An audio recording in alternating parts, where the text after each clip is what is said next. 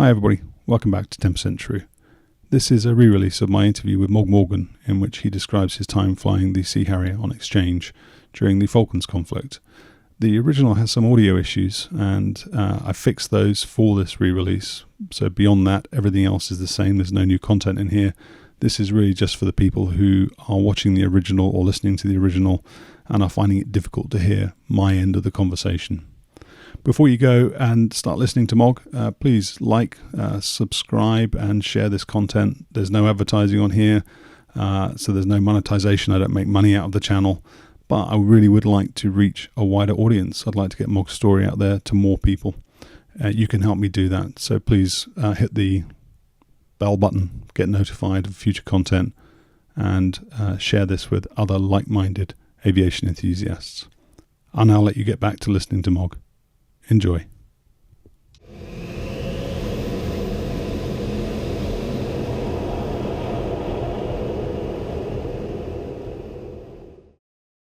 The initial embarkation was interesting.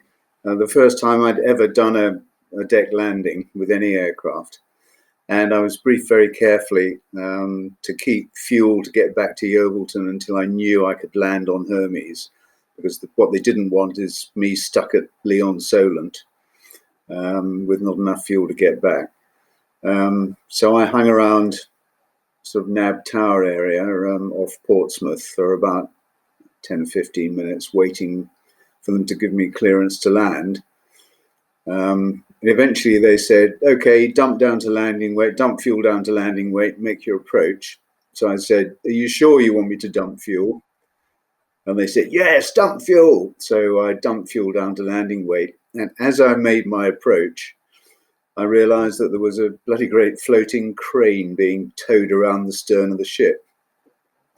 I didn't have fuel to get back to Yeovilton at this stage. So I did a dirty dart around this massive floating crane and landed on board when she was alongside, my first ever landing on a ship.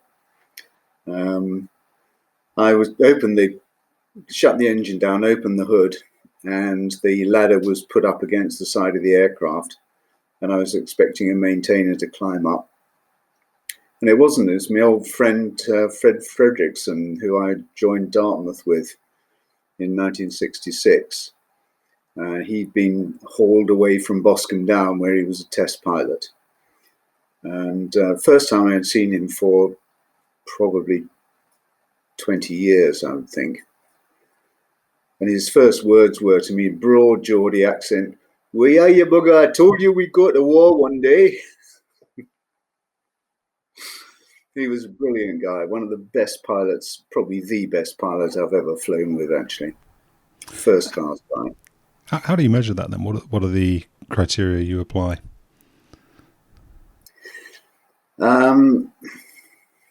Technical skill, knowledge of the aircraft and systems, and tactical awareness.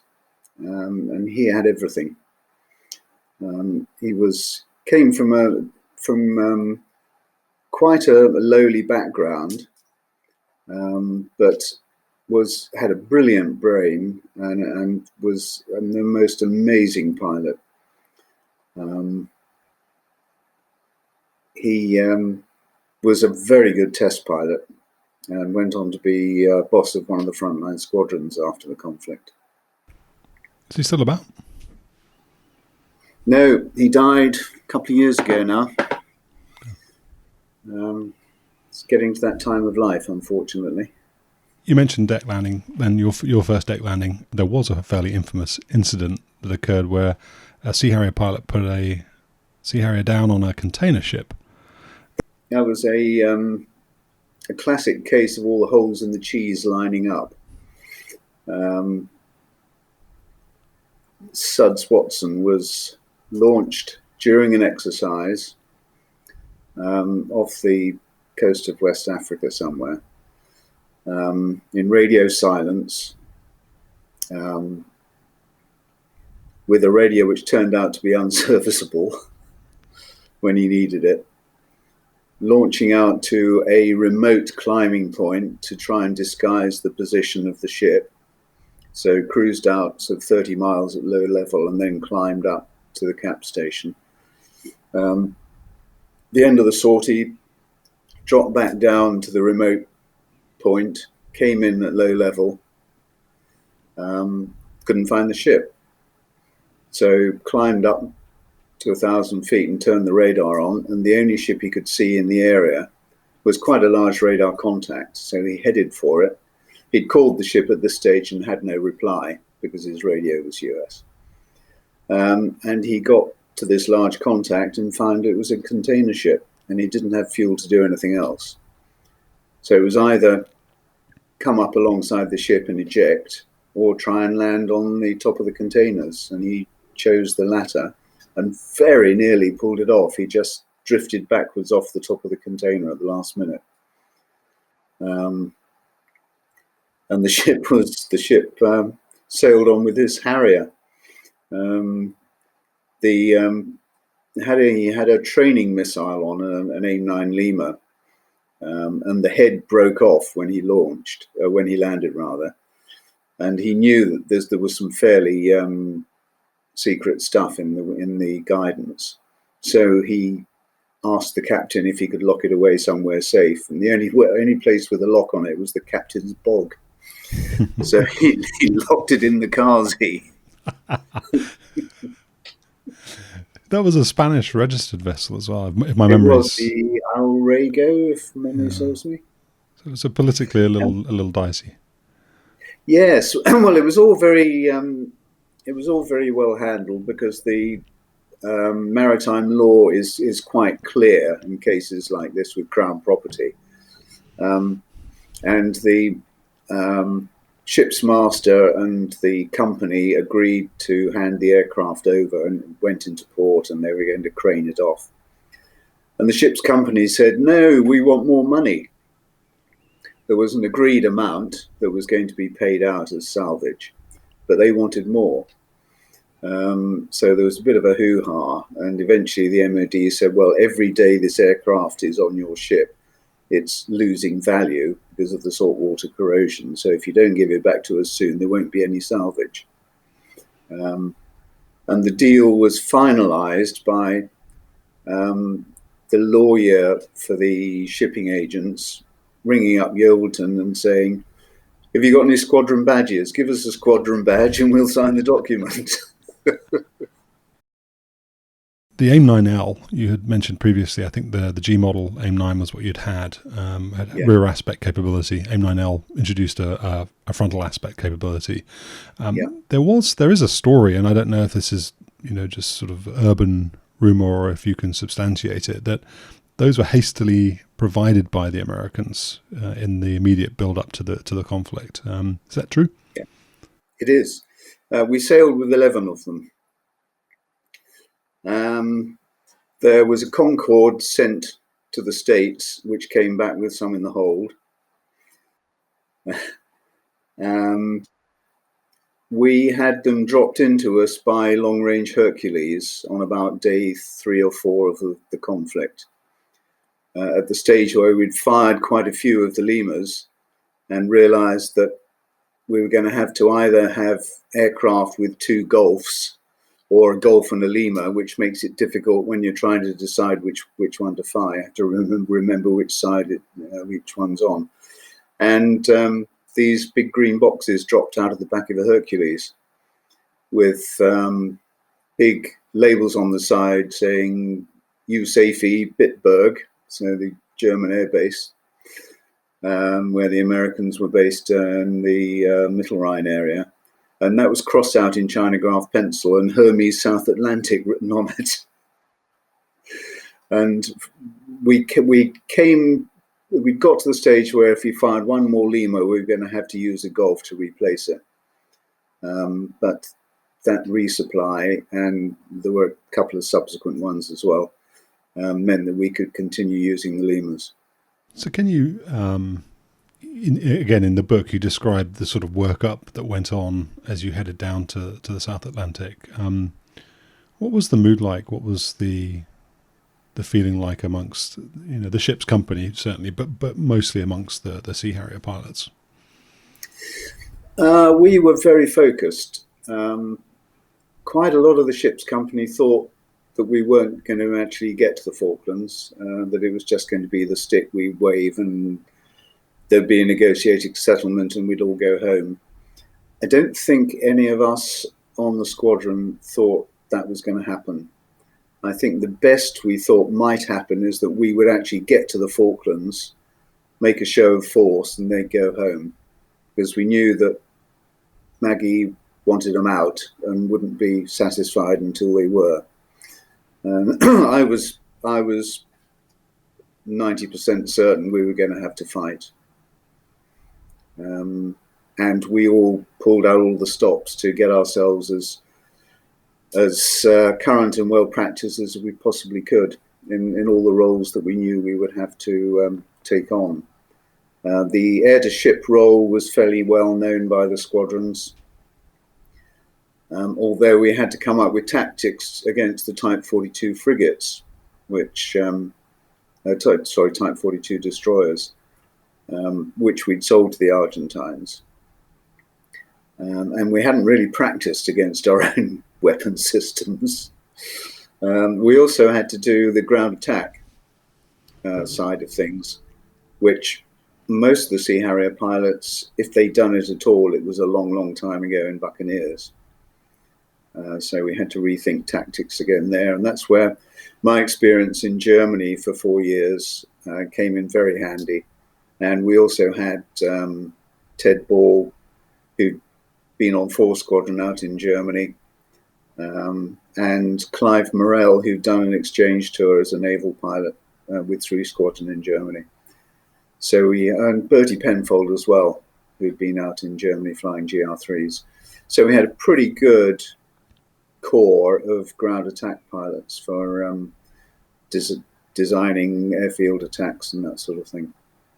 On the air-to-air side, one of the things that's notable to me reading through your book is the lack of an AWACS capability, command control structure, and my understanding of very, very limited understanding of carrier battle groups, if you could call it that, is that they like to keep quiet and keep their radars off. They don't want people knowing where they are. You've just alluded to that. And you talked in our last conversation about the Sea Harrier having, of course, a radar that was designed really to get you to the merge or get you to the point where you could see somebody and then visually engage them. So from an air-to-air point of view then, did that suggest that the carrier group had to keep all its radars working in order to feed you with the information, contact information, or were there periods where they turned everything off and you went out and just took your chances? There were periods that went radar silent. Most of the time we had radar pickets up threat that were active, and they were the only early warning we had, and that was obviously limited. They were probably 40 miles up threat. So they could see another, well, at low level, probably only another 30 miles. So that was the only real warning we had, apart from intelligence from around the air bases in Argentina. So that would have been the special forces that were inserted to watch people take off? No, it wasn't actually. No, it was the Navy. It was, in fact, there were 2 strands. We took a radar down into southern Chile. The Air Force transported a radar down there and set it up on top of a mountain so they could look over into Argentina. The Chilean Air Force kept it afterwards. And we had submarines sitting off the coast, monitoring all the movements. In fact, the only submarine of ours that nearly got sunk was nearly hit by a Skyhawk who couldn't drop its bombs over the island and jettisoned them about 10 miles out coming home and straddled this bloody nuclear submarine. Wow. Did you know at the time that that's where the information was coming from? No, all we knew was that we would from time to time get definite information that raids were on their way. Not all of them, because not all the air bases are covered, but we did get some information. You mentioned in your book the sinking of the Sheffield, and I think it was the Exocet, the French-made Exocet that had caused that, and there was some question about how many they had left. What was the capabilities of that missile in terms of your ability to defend against it? Did you have to have lots and lots of notice that some étendards were going to come along and fire one of those things off, or could you quite quickly get into position to deny them the shot if you needed to? If we knew the Super E's were coming in, and we knew from which direction, then we could put a cap out there and we might just have found them. But they were coming in very low level, 50 feet.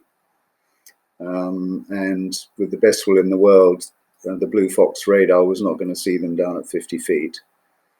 It would have been a visual pickup, unless we could have got far enough out to catch them before they actually started to descend, probably about 150 plus miles out.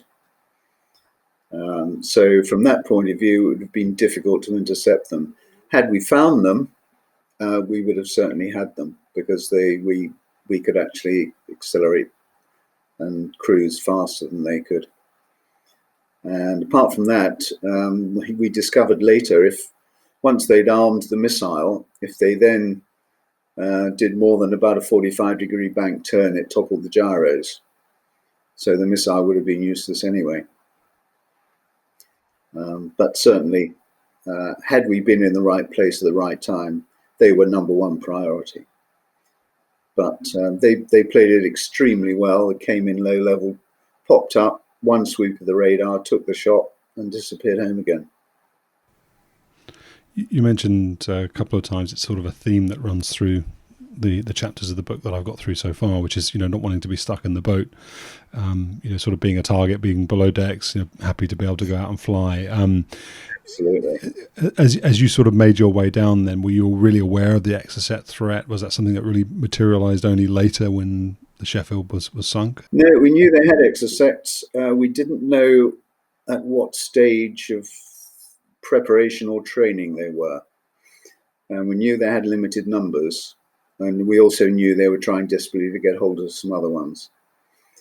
And we knew it was a threat, a genuine threat, because the surface navy, our surface navy, had the same missile, ship-launched version. So we knew all about it. We knew the frequencies and so on. And we knew how you could try and defeat it if one was heading inbound. And we did successfully defeat some of them. How many did they have? I can't remember how many it was now.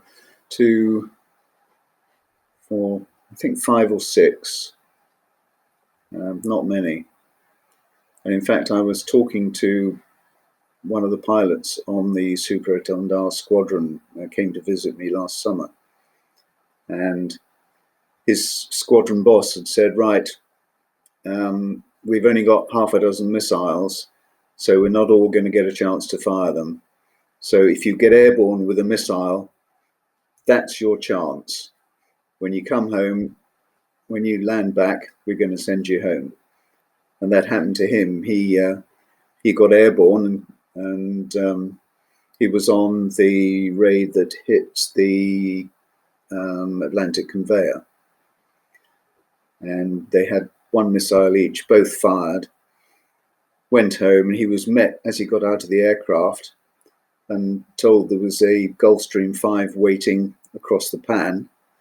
And without even going back to his barracks, he was put into the aircraft and sent back to Buenos Aires and knocked on his flat door at 2 o'clock in the morning and said, "I'm home."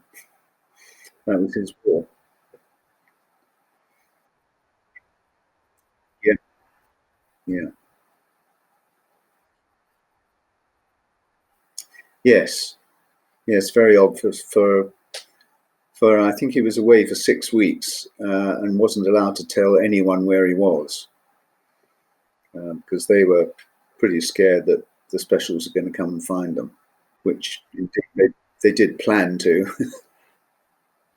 Yeah, there was a book. I'm not really into sort of the land warfare side of things, but I did read a book fairly recently about an SAS trooper who had who described that plan to go and get the étendard pilots, and they knew where they were sleeping and on the on the base, and it was apparently going to be a bit of a one-way mission, but they were sort of prepared to do it. So yes, there were two plans. One using a Hercules, where they just land the Hercules, the boys would jump out of the back, go and do the job, and then if they were lucky, get back in the aircraft again. And the second one was a Sea King full of troops, which left later on in the conflict. And the Sea King was then found burnt out on a beach in Chile a few days later. They survived in the mountains for I think a week or 10 days, and then gave themselves up and were shipped back to UK. There was quite a lot of work going on between the Chilean armed forces and our armed forces. Getting back then to you steaming down to the South Atlantic.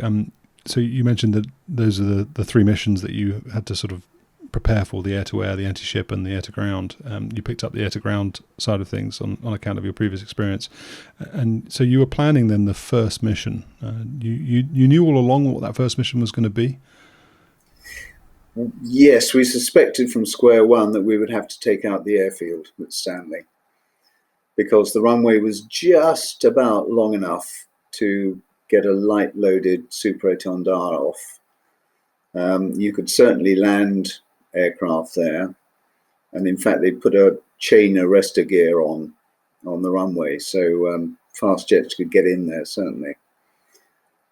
So we knew we had to take that runway out. Take the airfield out. The problem with the runway, of course, is you can't, if you're going to take a runway out, you need to bury a bomb deep into the runway and then get it to explode. If you just drop a bomb on the surface, it'll explode and make a little scab and not put the runway out of commission. So you have to get penetration, which means the bomb has to go in as near vertical as you can get. Two ways you can do that. You can either drop it from high altitude, or you can drop it from slightly lower altitude but in a steep dive. And that was initially one of our possibilities. We managed to steal some night vision goggles from Boscombe Down. One of the helicopter test pilots embarked with the Jungly Sea Kings, and he'd nicked a few of these night vision goggles, which were, I think, Gen 2, Gen 3. They were the first ones that didn't have a massive, great battery pack on your chest and so on. They were quite up to date. And we worked out you could fly them in the Harrier with a little bit of modification, just covering a few lights with acetate and so on. And so I reckoned a 30-degree dive bomb at night would be a pretty good way of plunking bombs down the runway, until we got intelligence of the defences, the air defences they put in Stanley. And after that, we decided that would not be a very good idea, because they had the Roland missile system, which a 30-degree dive attack would have been absolutely perfect for the Roland. They also had radar-laid 35mm Oerlikons, and either of those weapons would have just eaten us if we tried to do that at night. So we threw that away and went in for a low-level option, knowing that we couldn't actually damage the runway, but hopefully we'd be able to take out a lot of the support facilities at the airfield, and also drop a few cluster bombs and leave a few unexploded bomblets around, which certainly get people's attention. When I read that you had sort of trialed those night vision goggles, there were two things I thought. The first was how extraordinary it was that you just did it on the fly. Pardon the pun. I mean, now there are workup programs. If you're going to fly on night vision goggles, you go out and do the full workup. And the second thing was then why you discarded them. It seems like you discarded them totally then. You didn't use them. There was a lot of daylight flying, a lot of daylight ops. If the Argentinians didn't have a nighttime capability, could you not have continued to use them? It was more important for the Sea King guys to use them. The Commando Sea Kings were flying in every night and either dropping off or picking up special forces or both. So they were the guys that really needed them. For night, the very few night sorties that we did, you actually, night vision goggles wouldn't have given you very much extra because you could get the radar onto the target. They would have been medium to high level targets. And you could get a radar pickup and launch a missile without actually seeing them. So as you get closer to the Falklands, then the plan for the strike on the airfield at Stanley solidifies, and you talk about being one of the chief architects of that. Can you describe that plan then? How was it going to work? How did it work? Yeah, we had the plan was for to use all 12 aircraft that we had on Hermes. The attack itself was 9, which was my original plan was to do an attack through 360 degrees. So it'll pull all the defenses away from whoever was the next man. And to do that, I'd planned to take in 4 Sea Harriers from the south, coming in from the south over the sea. So they wouldn't have been seen in all probability until they pulled up at about 2.5 miles to release the bombs. And pulling up and releasing them in about a 45-degree climb, using the pretty good kit on the aircraft to automatically release the bombs onto known geographic locations where the defenses were. And we'd put skillets of I-band chaff in between the bomb and the pylon. So when the bomb came off, it formed a huge bloom of chaff. And with 4 aircraft doing this in very close proximity, and then peeling outbound and escaping behind the chaff cloud, I reckoned that they would be perfectly safe. That would get all the defenses looking to the south, the missiles and the guns. And then 30 seconds after the bombs hit, we would come in from the north from 2 separate directions in a flight of 2 and another flight of 3.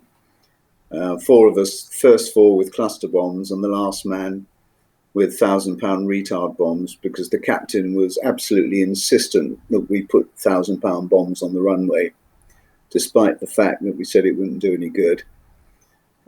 So Bertie Penfold had 3,000-pounders down the back to drop on the runway, and it just made little scabs. It didn't make any. It didn't do any damage at all. But that plan, the captain didn't like, because he said if you have guys coming up to do a loft profile, they'll get shot down. And I said, well, we're going to lose probably 2 aircraft in the mission anyway. So you take your pick. But he insisted that they come in they ingress with us from the north behind the mountains and then split out to sea and come in at about 45 degrees off our attack heading. Which meant that the defenders were actually looking to the north, as opposed to the original plan, which was to have them looking south. But as it transpired, we all got through. I reckoned the boss would get shot because he was going to be the first one over the target at low level. And I reckon the last guy through the target would probably get shot as well, because at that stage there would be no, although we were 3-second intervals, he would probably get a lot of fire going out. So I put myself as number 2, reckoning that the boss would get shot, I'd be fine, and it'd be promotion all round. It didn't quite work out like that, because coming in from the north, we split just to the north of Mount Low, which was on the north side of the large outer harbour. And the brief was that the only radio call that was going to be given during the attack was Clive Morrell, who was the last loft bomber to release his bombs, would just say, "Bombs gone." And then we knew that we had time of flight, explosion, 30 seconds for the shrapnel to come down again, and then we'd be safe. And we timed our run to coincide with that. But if we got to a certain point, which was abeam a little place called Cochon Island, and we hadn't heard Clive's call, the brief was we do a screaming Jesus 360 turn and then run in anyway. So that would give us about another 20 seconds spacing, so we didn't get 1,000-pound bombs on the back of our heads. Unfortunately, just as we were approaching the point, I heard Clive say, "Bombs gone, bombs gone." And the next thing I saw was Andy Old, the boss, go into a screaming right-hand turn because he hadn't heard the call. So I, being good number two, followed him round. And as we went through a westerly heading, I saw to my horror the other three aircraft hopping over the saddle in the hills and running in on the airfield, which meant that I was going to be the last one over the airfield, which is just where I didn't want to be. I came around the side of Mount Low, going as fast, as low as I'd ever been, doing 480-ish knots at 50 feet. And my first sight of the airfield was just a huge hemisphere of explosions. And my initial thoughts, were, quite illogically, were that the cluster bombs were going off early. And what it was anti-aircraft fire. Tracer explosions, missiles, just everything crisscrossing the sky.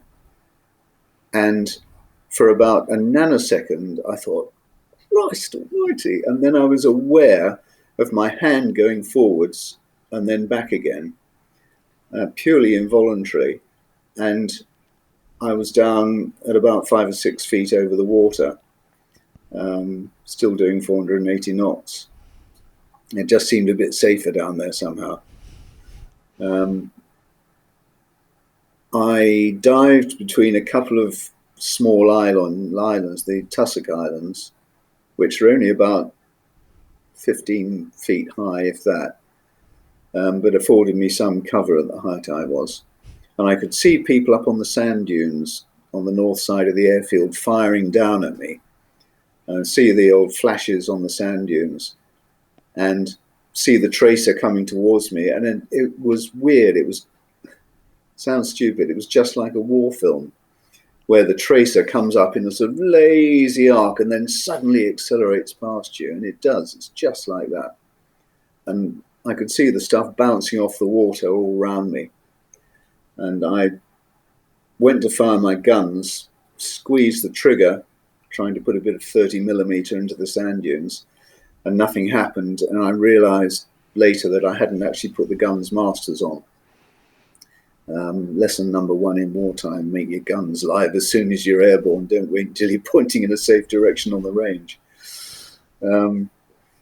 Anyway, I then came over the sand dunes, and looking at the gun sight film afterwards, all of us were between, the radio altimeter was flicking between 5 and 15 feet as we were on the run in.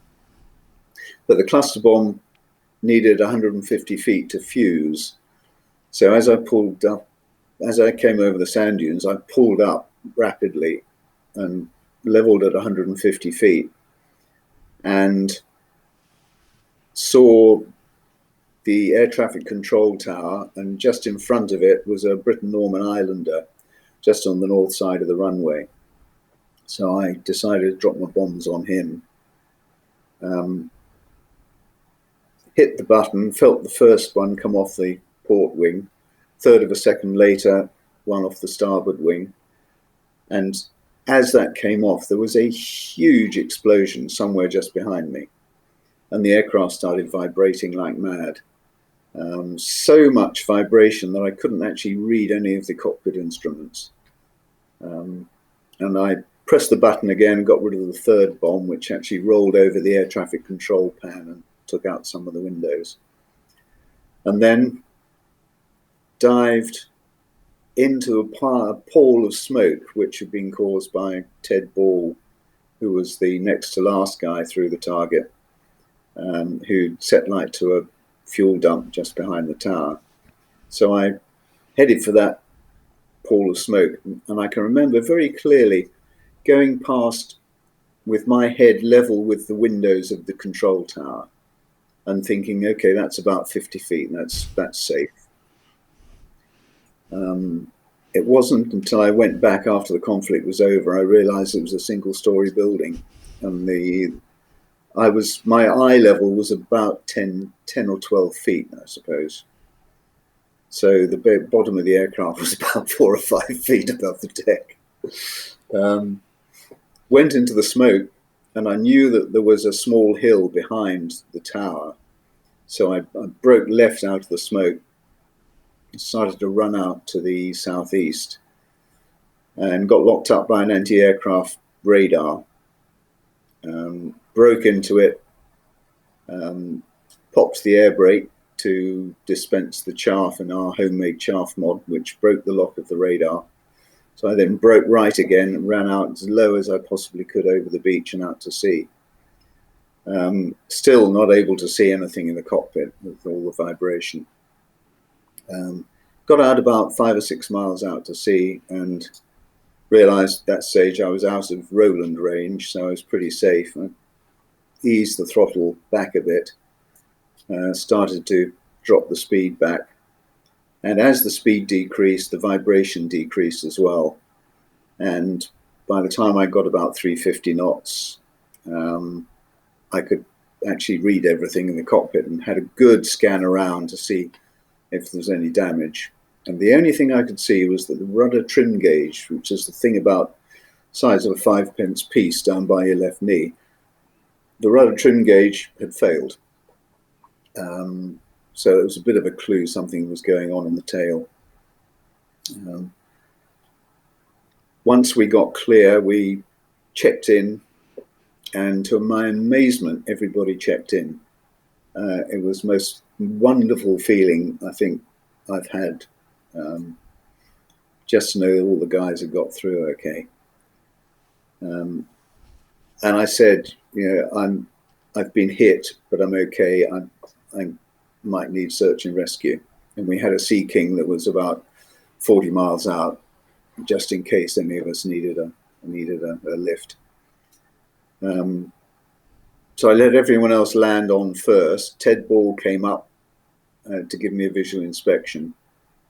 Came up the left side, started on the nose, dropped back all the way and said, can't see anything. Popped underneath me, came up the starboard side, started at the nose, started slipping back, and then said, you've got a bloody great hole in your tail. And there was a hole the size of my head in the tail.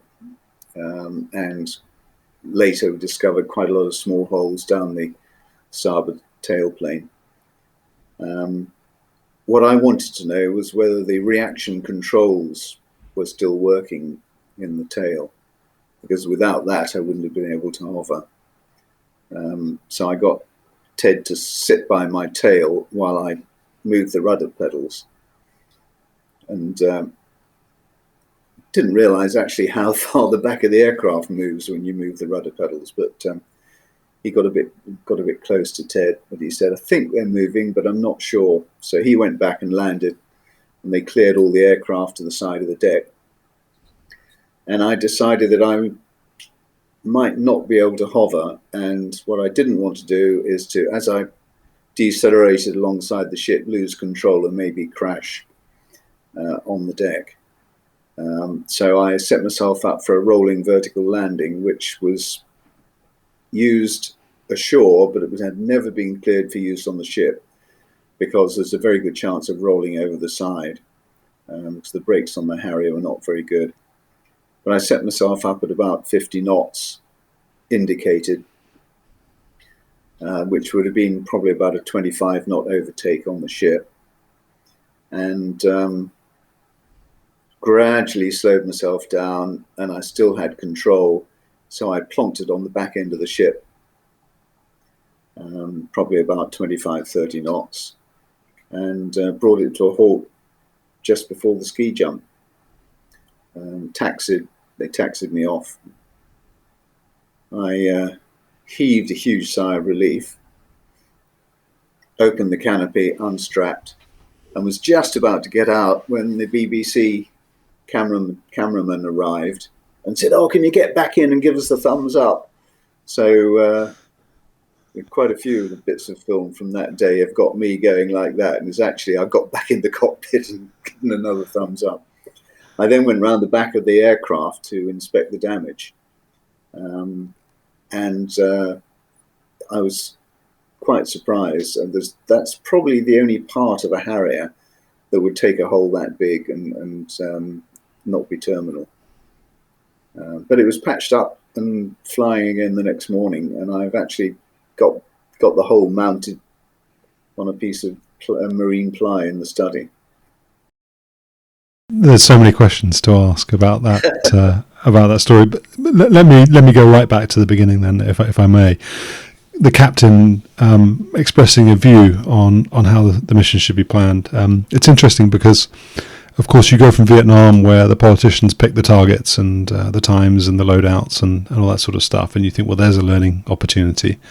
And I just did an interview with one of the pilots from the El Dorado Canyon raid, the 86 raid on Libya, where he basically said exactly the same as you, which is, if we had been able to plan the attack, we would have come in from multiple directions, split the defences, created confusion, drawn them away in this area and then come in from that area. And that's what he would have done. But of course, they were overruled and they were told you're going to go in from one direction and you'll do it at regular intervals. And was there anything that you could do, or the squadron boss was able to do to sort of mitigate that? It was difficult. Lynn Middleton had very set views. He was a very outspoken South African. He had been a Buccaneer pilot. Before that, he was a Seahawk pilot, and he had taken part in Suez. And when we showed him our plan for the airfield, he said, no, I want bombs on the runway. And we said, there's no point. And this attack gets everyone through in we hope, relative safety at 3-second intervals. And he said, I want 1,000-pound bombs. And I said, well, you can't put 1,000-pound bombs on the runway from low level and do any damage. He said, do what we did in Suez. We went in close formation at low level, and the leader said, pickle, pickle now. It's not going to work, sir.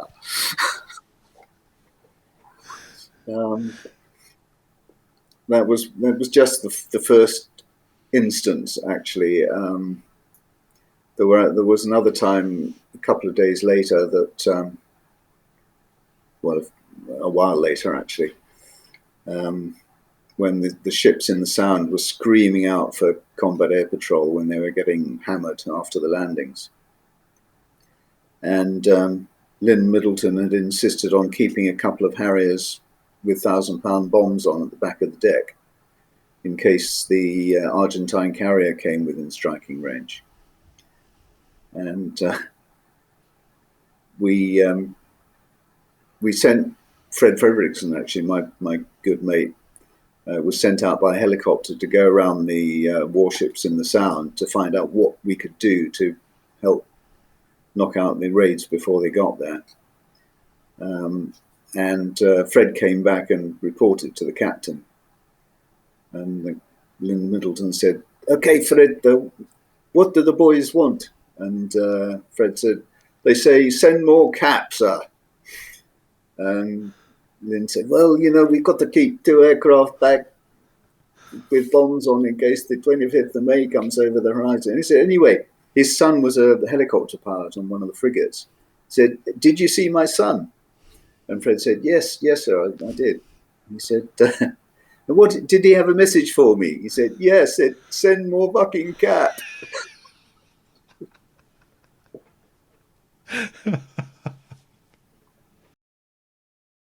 get to the point then where you can, I mean, I don't know anything about the military. I've not been in the military. There's obviously chain of command, and you can't go around lying. But do you get to the point where you try and sort of not advertise what it is you're doing, or you try to use sneaky methods to get away with doing what you want to do, even though you've been told to do something else? We were lucky in that Commander Air Wings was a really good guy, and he fought our corner very hard with the captain. And it was actually rare that we were constrained. Just one or two instances like that. But the captain actually was hardly seen during the conflict by the ship's company. The commander, John Locke, basically ran the ship and made all the broadcasts. I don't think the captain came on the broadcast during the conflict at all. He was too busy, or he was just, he sort of delegated that? Yeah, he delegated it to John Locke, but it would have been, I think, great for morale if the captain could come on the broadcast and give the odd chuck up. The other thing that obviously stands out in your in that first mission is the low fly aspect, and of course the RAF certainly has a reputation, or did have a reputation, for being masters in that particular domain. 100 feet was the minimum that they allowed people to be authorized down to in the Air Force. It was normally 250 feet, and if you did a workup, you could go down to 100 feet. In peacetime in the Navy, I authorized my junior guys down to 50 feet. Below 50 feet, you're on your own, really. Yeah, so that was what I was going to ask. I mean, if you're used to flying, so there were two things that sort of stood out to me when I read about this in the book. The first was that if your HUD failed and you had you had written you put the Chinagraph marks on the HUD to allow you to still sort of aim the bombs, and the second was that there were two marks, and one of them was for you to be hunched down low, which I loved. I thought that was brilliant. Such great foresight. So when you did it, then because you've done it, how difficult it is to get that work up down from 250 to 200 and 150, 100, and then 50 for your guys in the Navy. How much more difficult is it then to go from the 50 to the 5 to 15 that you were talking about? Is that something that required conscious effort at that time? It just seemed natural at the time, with all the bullets and tracer and God knows what coming in your direction. It seems safer down low. The only problem is when you're down that low, all you can do is look ahead and judge your height. You can't look out of the side. You've got no tactical awareness at all. Even if no one's shooting at you, if you're over the sea flying down at 50 feet, you have to give all your concentration on not flying into the water. So tactically, it's not a desperately clever move unless there's a very good reason for it. It's bloody good fun, though. Did any of that footage, the HUD footage, did any of that survive? I don't think it did. No. A lot of the time we were flying without cameras, because there were a restricted number of cameras. And in fact, the one time that I had a camera that would have been interesting, I didn't turn it on. The other question I was going to ask about that first raid was you talk through the book about previous near-death experience in Germany, where you pulled up off of a target and were looking at your map to report back the coordinates of the target, and then when you popped your head up, you were diving at the ground and you pulled out, but by the skin of your teeth. And you talked about a sort of delayed psychosomatic response to that later on. One of the things that is really quite sort of astounding, I think, to read about, is that even after only the first week of combat, you're talking about being exhausted, physically, Oh, absolutely. mentally, and within that first week, there are two Sea Harrier squadrons. There's those on the Invincible and those on the Hermes. There have been three Harriers lost and three pilots killed in the course of that first week, and I wondered then, having been hit, having had that very I guess surreal experience of looking at sand dunes and seeing people shooting down on you. And I think you mentioned in the book that you see a cow and it sort of lifts its head and stops Oh yeah, chewing, and then that was Fred going into attack Goose Green at the same time. Yeah. okay. So Yes. I wonder then sort of what the emotional aspect is like then. How do you keep going? People found their own different ways.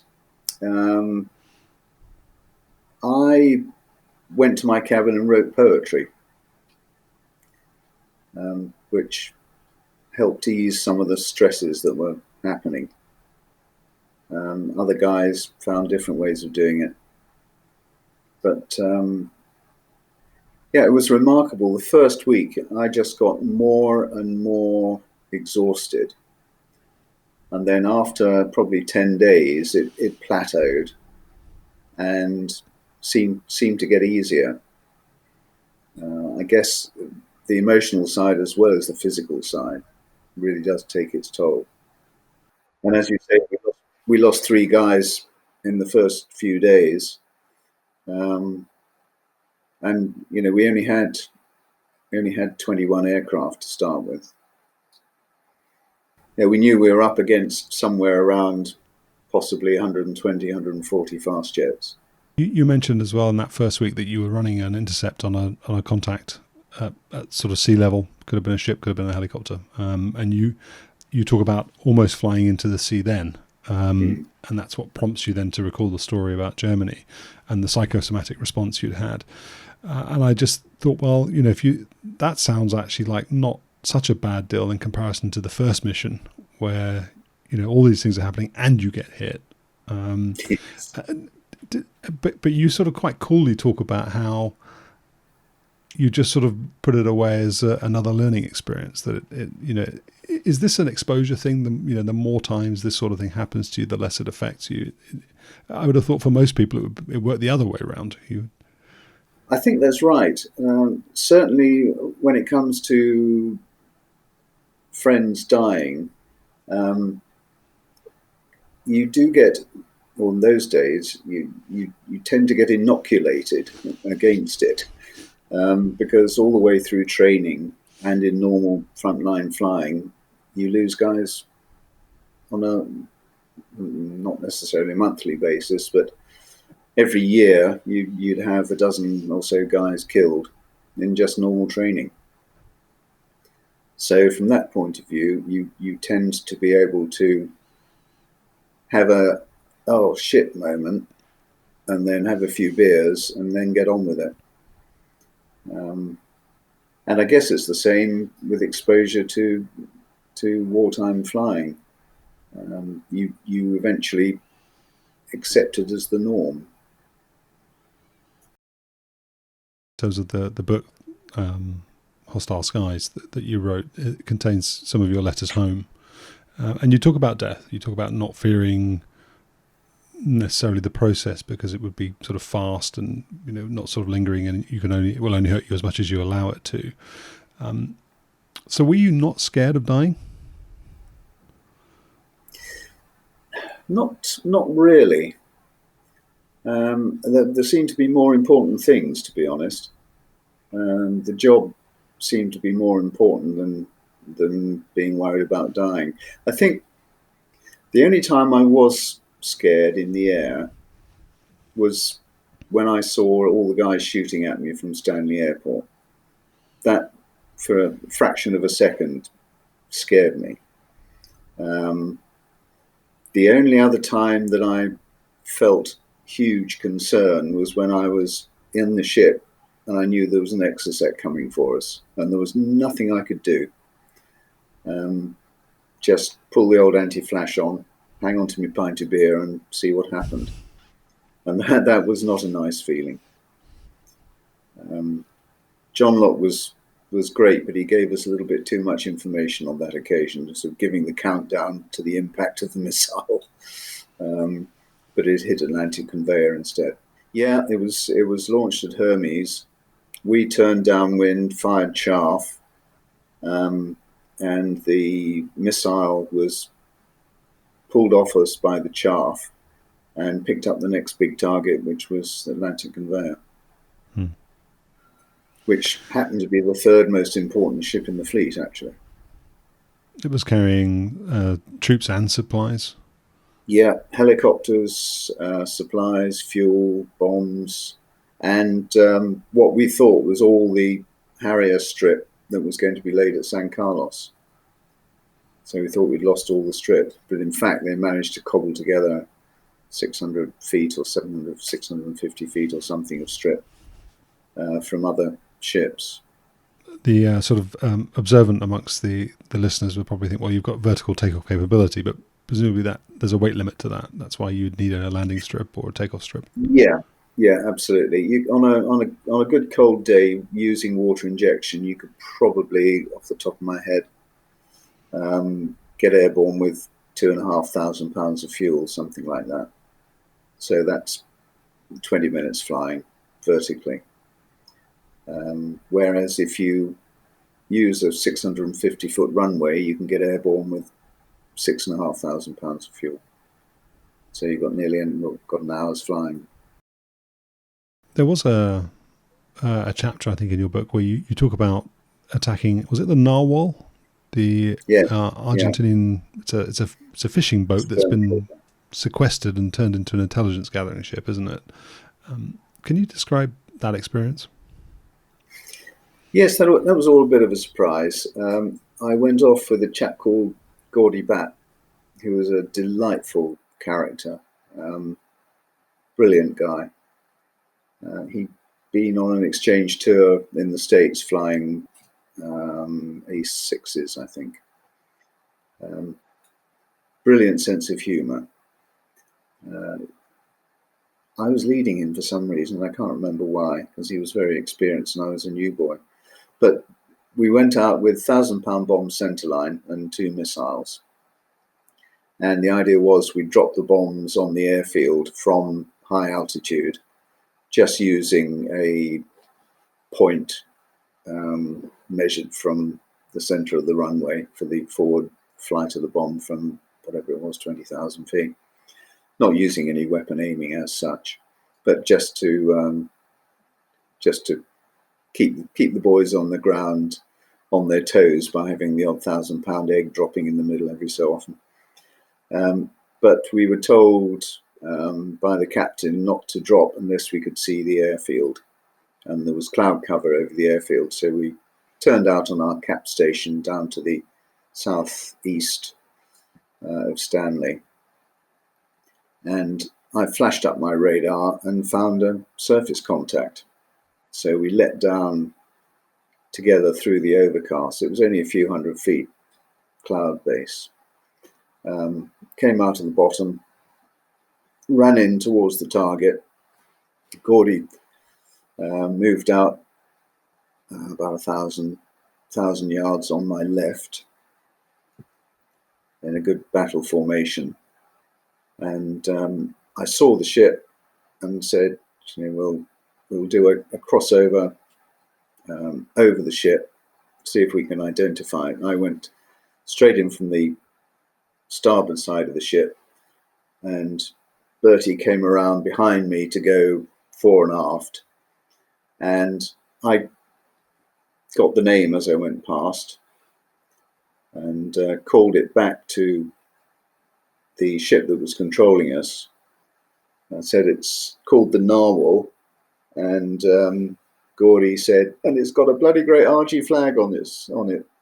So we sent this back, and about 30 seconds later, the controller came back to us and said, engage it, which was a bit of a surprise because as far as I could see, it was just a stern trawler.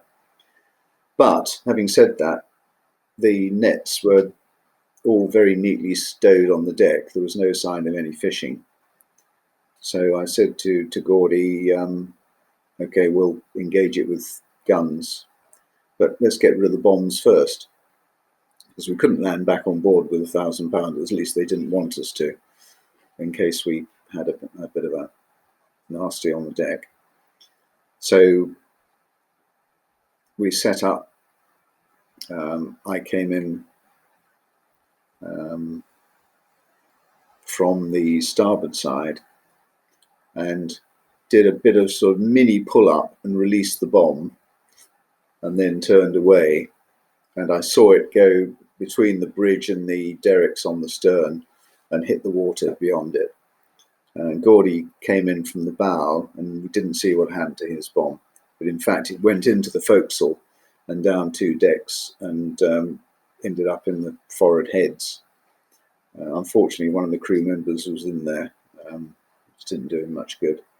But neither of them went off because they were fused for high level drop with about an 11-second fuse before they armed. And we knew they wouldn't go off from low level. We then went around. I said, okay, follow me round and we'll do some strafe. Once again, the cloud base was very low for strafe. You normally want to get a nice 10-degree dive because the guns on the Harrier actually point a few degrees upwards. And we couldn't do that. So I just did a level attack, starting with the guns high and then bunting, pulling the trigger and walking the rounds up the side of the ship. And in fact, because I fired at quite long range, I saw my first round starting to hit the ship as I pulled the nose up to recover. I then noticed a dark shape coming in the opposite direction with sparkles underneath it, and it was Gordy. He lost me visually and decided to attack anyway, and we did a 180 out attack on the ship and a sort of red arrows pass over the top. God knows how we didn't get shrapnel from each other. Anyway, he then fell in behind me. I did another attack from the bow, and then he did an attack and actually hit the front of the bridge with probably, I don't know, 15 or 20 rounds. Just lit up the whole of the bridge. And at that stage, the ship... Oh, I forgot to say, Gordy actually fired shots across the bow while I was still coming back down, having talked to the controller, and the ship didn't stop. But when he actually hit the bridge, it stopped. So we then went back to Hermes, and the position was passed on to Invincible. Invincible, who launched a Sea King full of special forces. The idea was to capture it and use it to insert special forces. But when they got there, they found that the engine room was a complete mess because the 30mm had gone straight through the side of the ship and taken out the engines. So they let it sink. Took the crew back to Invincible. Discovered there was only one Argentine naval officer on board, Lieutenant Commander, who was in civis, but immediately admitted who he was and was placed in solitary confinement, locked in a cabin. And he assumed he was going to be shot as a spy because he was in civilian clothes. And the only guy on the ship who spoke decent Spanish was the Roman Catholic padre. So they sent the padre along, and he saw the padre coming in and thought, oh, that's it. I'm going to get my confession, and then they're going to shoot me. But we disembarked them to Montevideo several days later, I think.